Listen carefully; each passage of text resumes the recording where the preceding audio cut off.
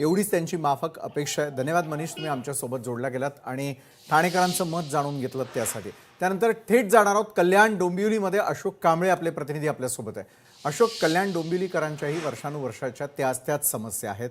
सर्वसामान्यांना पाणी नाही, व्यवस्थित रस्ते नाही, इन्फ्रास्ट्रक्चर नाही, अनेक वेळेला लोड शेडिंगला सामोरं जाणं असेल किंवा योग्य प्रकारची घरं नाही आहेत, क्लस्टर डेव्हलपमेंटचा मुद्दा असेल, अशा अनेक समस्यांसाठी कल्याण डोंबिवली महापालिका ओळखली जाते। कल्याण डोंबिवली महापालिकेतील सर्वसामान्य नागरिकांचा कल कोणत्या पक्षाकडे सर्वाधिक आहे? अशोक, विशाल सर बरोबर आहे। महाराष्ट्रासह कल्याण डोंबिवलीमध्ये देखील जे स्थानिक स्वराज्य संस्थेच्या निवडणुकीचं बुगुल वाजलेलं आहे, रणधुमाळी सुरू झालेलं आहे। कल्याणमध्ये देखील सगळ्या पक्षांनी आपली कंबर कसून प्रचाराला सुरुवात केलेली आहे, परंतु कल्याणचा जो विकास आहे त्याबद्दल आपण कल्याणचे जे नागरिक आहेत त्यांच्याकडून जाणून घेऊया की ह्या निवडणुकीबद्दल तुम्हाला काय वाटतं, विकासाबद्दल काय वाटतं आणि कुठल्या पक्षांनी सत्तेत यावं, काय आपल्याला वाटतं, आपण आता जाणून घेऊया। आपल्याजवळ कल्याणचे नागरिक आहेत, समाजसेवक आहेत। सर काय सांगाल, आता ज्या निवडणुका चालू आहेत त्या निवडणुकीबद्दल आपण काय सांगाल? निवडणुकांमध्ये त्याच प्रश्नांवरती परत परत बोललं जातं। पाणी, गटार, पायवाटा, चेकटाईल्स, बाकडे, याच विषयावरती 25 वर्ष याच विषयावरती बोलतात। आता या विषयावरती बोलणं झालं, या इलेक्शन मध्ये पण याच विषयावरती बोलणं होणार, याच्या पुढच्या इलेक्शन मध्ये पण याच विषयावरती बोलणं होणार। 2-2.5 वर्षापूर्वी शिवसेना अखंड होती, बीजेपी त्यांच्या बरोबर होती।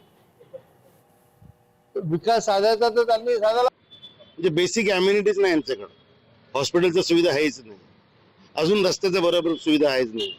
आता जसं घाणेकर साहेबांनी सांगितलंय, हे सगळं कॉर्पोरेशनमध्ये जे आहे बिल्डर वगैरे त्यांचं कामं करतात, हे फक्त आपलं कॅबिन सजवायचं, कमवायचं यांचं काम आहे। विकास काय अजिबात झाला नाही। कल्याण डोंबिवलीचा विकास झाला नाहीये। आपण काय सांगाल, ज्या पद्धतीने निवडणुकीला सुरुवात झालेली आहे, ज्या दिवशी फॉर्म भरला त्याच्या दुसऱ्या दिवशी 2 दिवसानंतर फॉर्म पाठिंबा घ्यायची तारीख किंवा फॉर्म तपासणी तारीख, काही तांत्रिक कारणांमुळे तुमचा आमच्यापर्यंत थेट आवाज येत नाहीये, व्हिज्युअल्सही येत नाहीत। धन्यवाद तुम्ही दिलेल्या या सविस्तर माहितीसाठी। मुंबई, मीरा भाईंदर, ठाणे आणि कल्याण डोंबिवली या सगळ्या ठिकाणचा आपण सर्वे करण्याचा प्रयत्न केला। सर्वेमध्ये एक गोष्ट स्पष्ट होताना दिसते की नागरिकांना आता उबग आलेला आहे पुन्हा पुन्हा त्याच प्रश्नांची उत्तरं शोधण्याचा।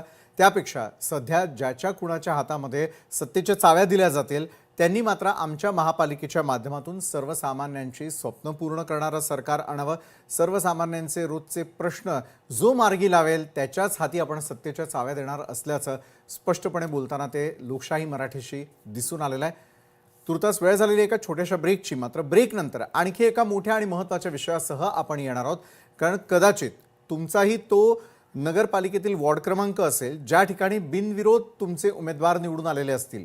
याचा अर्थ तुम्ही म्हणजे सर्वसामान्य मतदारांच्या मताला किंमत आहे का, या दृष्टीने पुढे आपण चर्चा करणार आहोत एका छोट्याशा ब्रेकनंतर।